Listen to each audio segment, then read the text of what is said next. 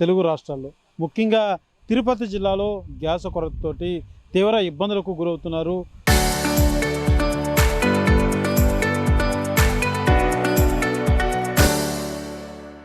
ప్రజలు కావచ్చు, ఇటు వ్యాపారస్తులంతా కూడా. అయితే 90s పురాతన కాలం నాటి జ్ఞాపకాలను గుర్తు చేస్తుంది ఈ యొక్క గ్యాస్ కొరత అన్నది. ఏంటంటే గ్యాస్ లేదు కాబట్టి కట్టెలే శరణ్యం అన్నటువంటి పరిస్థితిగా మారింది హోటల్ నిర్వాహకులకు. గ్యాస్ పూర్తిగా కూడా దొరకనటువంటి పరిస్థితి ఏర్పడింది.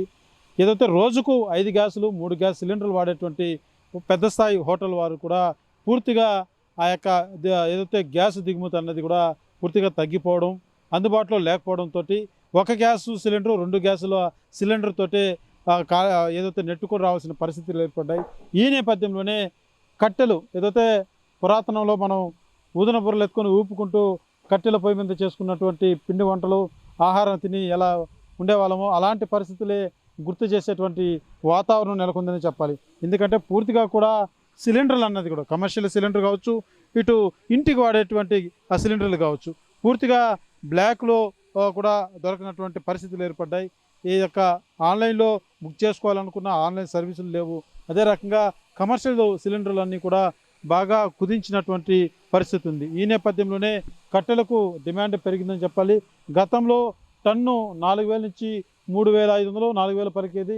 అయితే ఇప్పుడు ధర కూడా బాగా పెరిగిందని చెప్పాలి. దాదాపు 4,000 నుంచి 5,000 6,000 6,500 స్థాయి వరకు కూడా కట్టెలు ధర పలుకుతున్నటువంటి పరిస్థితి. ప్రస్తుతం మనతో పాటు కట్టెల డిపో యజమాని ఉన్నారు. సార్ చెప్పండి, హోటల్ నిర్వాహకులు కట్టెలు కొనేందుకు కొంత ఆసక్తి చూపిస్తున్నారు గ్యాస్ కొరత వల్ల. అంటే దీని ధర కూడా కొంత బాగా పెరిగినట్టుగా తెలుస్తుంది. ఎలా ఉంది మీకు వ్యాపారం, ఎలా సాగుతుంది? బాగానే హోటల్ యజమానులు వచ్చి కొనేటువంటి పరిస్థితులు కనబడుతున్నాయి. ఇంతకు ముందు అయితే గృహ అవసరాలకు మాత్రమే కొనుక్కునే వాళ్ళు. ఇప్పుడు గ్యాస్ కొరత వలన హోటల్స్ వాళ్ళు కూడా వచ్చి పడడం వలన ఇక్కడ కట్టెల ఫైర్వుడ్ కూడా మాకు చాలా డిమాండ్ ఏర్పడింది. దాన్ని బట్టి మేము ఇప్పుడు సప్లై కూడా ఎవరికి ఇవ్వలేని పరిస్థితిలో ఉన్నాం. చాలా ఉన్నాయి మిల్లు తిరుపతిలో, ఎవరు ఇవ్వలేని పరిస్థితిలో ఉన్నాం. కట్టెలు ఫైర్వుడ్ కట్టెలు ఇవ్వాలన్నా సరే, అది కటింగ్ చేసి ప్రొడక్షన్ చేసి కట్ చేసి ఇవ్వాలన్నా సరే ఇప్పట్లో చాలా ఇబ్బందికరంగా ఉండాలి. అది కాకుండా దానికి తోడు ఈ ఫైర్వుడ్ అంటే మాకు విలేజ్ నుంచి రావాలా, అవి చాలా వరకు రేటు పెరిగిపోయినాయి ఇప్పట్లో.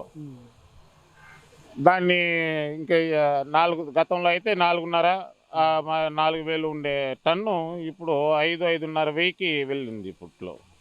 అంటే 6,000 కూడా కొనుగోలు చేస్తున్నట్టుగా కొంతమంది పరిస్థితి ఏర్పడుతుంది. ఇంకా 2-3 రోజుల్లో 6,000 కూడా వచ్చే పరిస్థితి ఏర్పడిపోయింది ఇప్పట్లో. అంటే డిమాండ్ ఎలా ఉంది అంటే మీకు ఇప్పుడు హోటల్ ముందు గతంలో ఒక టన్ను తీసుకొని పోయేట ఒక హోటల్ యజమాని ఇప్పుడు 2 టన్నులు 3 టన్నుల కట్టెలు కూడా కొనుక్కొని తీసుకెళ్తున్నాడు. ఈ నేపథ్యం మీకు వ్యాపార పరంగా గతంతో పోలిస్తే కొంత హ్యాపీగా ఉందా, లేకపోతే ఎలా ఉంది మీకు? అంటే ఇప్పటికంటే ఇప్పుడు ప్రొడక్షన్ వ్యాపారం అయితే పెరిగినా సరే దానికి అనుకూలంగా ధరలు మాకు ప్రొడక్షన్, లేబర్, కటింగ్, ట్రాన్స్పోర్ట్ అది కూడా మాకు అదనంగా పడుతుంది. మాకు కూడా ఈ యుద్ధం వల్ల కొంత మీ వ్యాపారం కొంత పెరిగింది అనుకోవచ్చు. కొంచెం పెరిగింది అనుకోవచ్చు. ఇప్పుడు చిన్న చిన్న వ్యాపారస్తులంతా కూడా కట్టెలు గుండెలు తూకం ఏదైతే మనం కేజీలు కాకుండా గుండు దాని 25 కేజీ, అదే చిన్నపాటి వ్యాపారస్తులు కూడా వస్తూ ఉంటారు. వాళ్ళ ఆ కట్టెలు చిన్నపాటి కట్టెలు ఆ స్క్రాప్ అంతా ఎంత ఉంది, ధర ఎంత పలుకుతుంది? వాళ్ళకి అంతే మామూలుగా అయితే 120 రూపాయలు అమ్ముతాము 25 కేజీలు. అలాంటిది ఇప్పుడు 130 రూపాయలు 140 రూపాయలు అమ్మాల్సి వస్తుంది. చూస్తున్నాం ప్రధానంగా చిన్న వ్యాపారస్తులు కూడా ఏదైతే తోపుడు బండ్ల మీద చిన్న టిఫిన్ అంగడి పెట్టుకున్నటువంటి చిన్న వ్యాపారస్తులంతా కూడా ఈ వేస్టేజ్ ఏదైతే చిన్న సన్నగా ఉన్నటువంటి కట్టె పుల్లలు ఆ వేస్టేజ్ ఉంటుందో వాటినంతా కూడా గుండు అంటే అదొక వెయిట్ కలిగినటువంటి ఒక రాతి గుండు ఉంటుంది. ఆ గుండు ద్వారా అంటే 25 కేజీల ఉండేటువంటి బరువు అది. ఆ 25 కేజీలు 120 రూపాయలు గతంలో ఉండేది. అయితే ఇప్పుడు 150 వరకు రూపాయలు కూడా అది పలుకుతున్నటువంటి పరిస్థితి ఉంది. అయితే వరుసగా కూడా గ్యాస్ కొరత అన్నది ఏ స్థాయిలో ఉందో, కట్టెలకు ఏ స్థాయిలో డిమాండ్ ఉందో మనకి కట్టెల డిపో యజమాని చెప్పినటువంటి మాటలు వెంటనే అర్థమవుతుంది. ఎందుకంటే సర్వసాధారణంగా టన్ను రోజుకు టన్ను పోయేదే చాలా గగనంతరంగా ఉంటుంది వ్యాపారస్తులు కట్టెల డిపో వారికి. అయితే నేడు వీళ్ళు దిగుమతి చేసుకునేటువంటి ఆ యొక్క స్థాయి మించి ఏదైతే కొనుగోలు జరుగుతున్నటువంటి నేపథ్యంలో కొంత ఆనందం వ్యక్తం చేస్తున్నటువంటి పరిస్థితి ఉంది.